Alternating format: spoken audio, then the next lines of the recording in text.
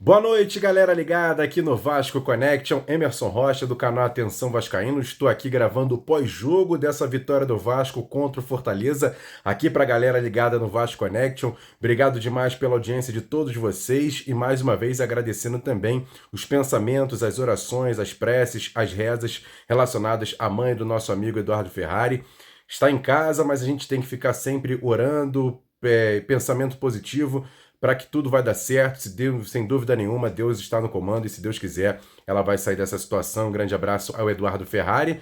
Mas vamos falar um pouquinho sobre essa vitória do Vasco contra o Fortaleza, 2-0 em São Januário, uma linda festa. Eu peço para você se inscrever aqui embaixo no Vasco Connection, deixar o like nesse vídeo e sempre compartilhar. Copia o link e joga lá nos grupos de WhatsApp, Telegram, Facebook. O Emerson Rocha, do canal Atenção Vascaínos, está gravando um pós-jogo aqui para a galera do Vasco Connection. Então é importante você ser inscrito aqui no Vasco Connection, já que temos sempre vídeo importante, informações, notícias e esse pós-jogo com uma análise dessa vitória do Vasco por 2-0. O Vasco que fez um primeiro tempo muito bom, marcando lá em cima, estava 11 contra 11 e o Vasco estava melhor que o Fortaleza, que até então era o 8º colocado do Campeonato Brasileiro. O Vasco teve uma vitória muito importante. Logo em seguida, aos 40 minutos do segundo tempo, o Hércules deu uma entrada dura no jogador do Vasco, o Adson, que puxava um contra-ataque e foi expulso. Com um jogador a menos, o Vasco conseguiu se manter bem no jogo, foi para cima e com uma linda jogada do Paulo Henrique pela direita, serviu o jogador Matheus Carvalho, que de entrada da área, depois de passe do David, bateu de primeira, fazendo o Vasco 1-0. Belo gol do Matheus Carvalho, Vasco 1-0, foi para o intervalo. E aí o técnico Rafael Paiva foi mais uma vez inteligente. Ele que já sabia que o adversário estava com um jogador a menos, que o Vasco poderia também ser expulso, já que o Matheus Caldançan é um árbitro meio estranho. Ele acabou tirando o Maicon, que era o único jogador amarelado naquela ocasião, tirou o Maicon, colocou o Rojas e o time manteve também a boa pegada no segundo tempo, jogando de uma maneira bem concisa, com passes, com troca de passes. O Payet, que se machucou no comecinho do jogo, aos 10 minutos, acabou dando opção para botar o JP em campo. O JP fez uma partida muito boa, o jovem da base, também distribuindo as jogadas, e aí num escanteio cobrado pelo Lucas Piton, na cabeça do Pablo Verratti, o Pirata fez seu 6º gol no campeonato, Vasco 2-0, depois o Vasco manteve, até teve a oportunidade de fazer o 3º gol, acabou não conseguindo. A vitória por 2-0 muito importante para o Vasco e chega agora aos 14 pontos. Os 14 pontos conquistados pelo Vasco, todos eles em São Januário. Por isso é importante demais o torcedor do Vasco, que chegou em São Januário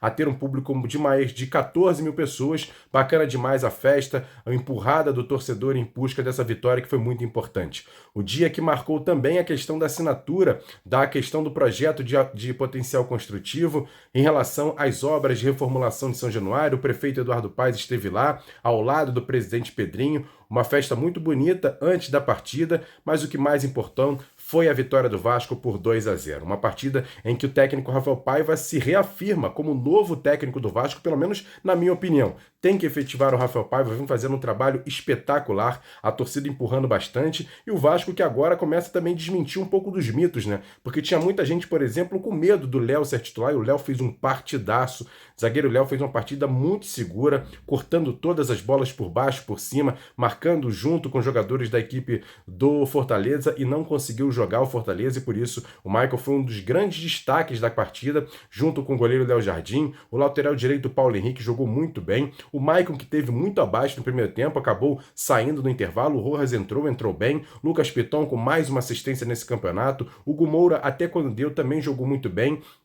Matheus Carvalho, um partidaço, inclusive fez um dos gols da partida. O Payet acabou saindo muito no começo, é dúvida para as próximas partidas, mas o JP entrou e jogou muito bem. No ataque, o Adson, partidaço, para mim o melhor jogador do Vasco na partida, um partidaço do Adson. O David também ajudou, mas também como cartão amarelo, e aí entrou o Eric Marcos, que acabou ajudando também bastante nesse segundo tempo. Perdeu um gol ali num cruzamento lindo do JP, ele acabou desperdiçando a oportunidade de ter feito o 3º gol. E o Verratti é o artilheiro, o Verratti é um monstro, o Verratti é um jogadoraço. Para mim é uma das maiores contratações da história do Vasco, se não, nos últimos anos, a maior contratação, sem dúvida nenhuma, nos últimos 10 anos.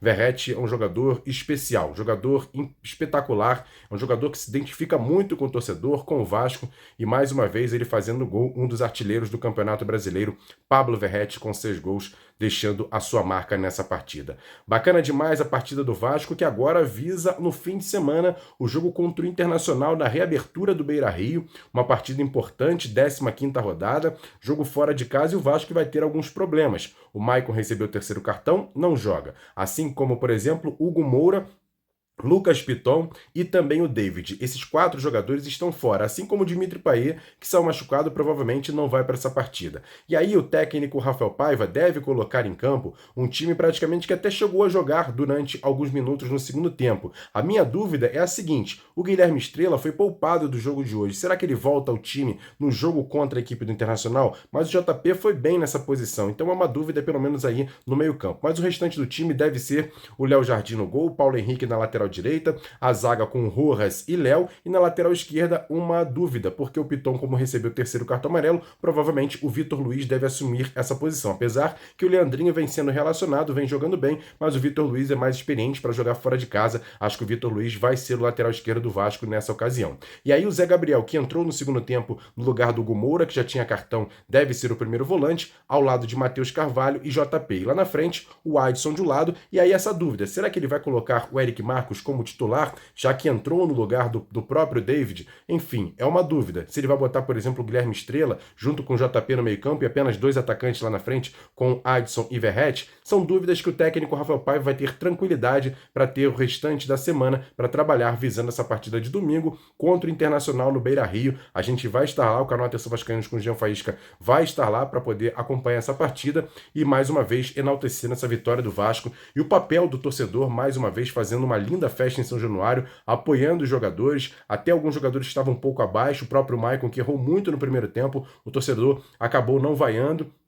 E isso foi importante para o Vasco conseguir essa vitória importante, 14 pontos nessa competição. O Vasco que agora começa a olhar para cima, seus adversários direto também deixando o ponto para trás, e agora é fazer a sua parte, jogar em Porto Alegre, buscar pontos. Se vai empatar, se vai vencer, não importa, não pode perder. O importante vai ser ganhar pontos contra o Internacional, porque depois, na outra rodada, tem um jogo contra o Corinthians em São Januário, eu tenho certeza. O Vasco precisa acabar com esse tabu de não vencer o Corinthians. Vai ser importante pontuar em Porto Alegre contra o Internacional, que é um time que volta a jogar nos seus domínios. A gente não sabe como é que vai estar o estádio e o gramado do Beira-Rio, depois de tudo que aconteceu no Rio Grande do Sul. Fica aqui um abraço a todo o povo gaúcho, depois de tudo que passou. A gente não sabe como é que vai estar o estádio. Tomara que esteja em boas condições para a prática do futebol, e o Vasco tem que buscar pelo menos empatar, ou quem sabe até uma vitória contra o Internacional, para chegar ainda mais motivado contra o Corinthians, que aí sim, é um confronto direto, a gente precisa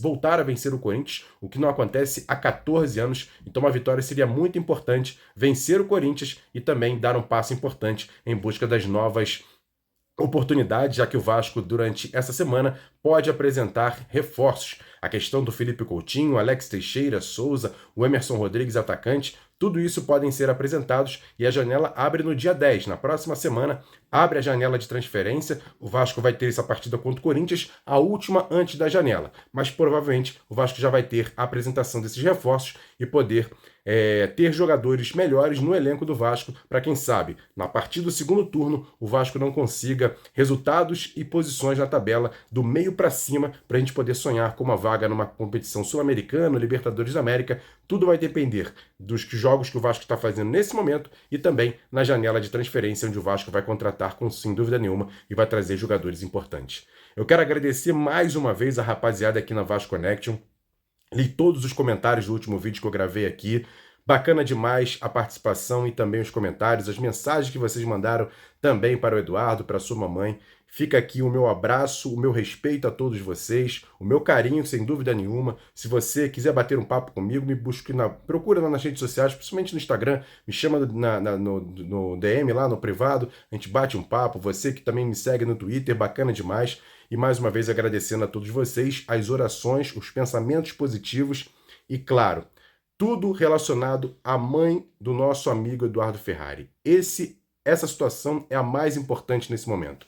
Pensamentos positivos, que ela saia dessa situação e, sem dúvida nenhuma, o Eduardo volte a gravar os vídeos aqui, com mais tranquilidade, com o carinho e com o respeito que ele tem ao público de mais de 125 mil inscritos aqui no Vasco Connection, onde eu respeito demais você que está aí do outro lado, sem dúvida nenhuma, faz todo o diferencial desse canal crescer ainda mais.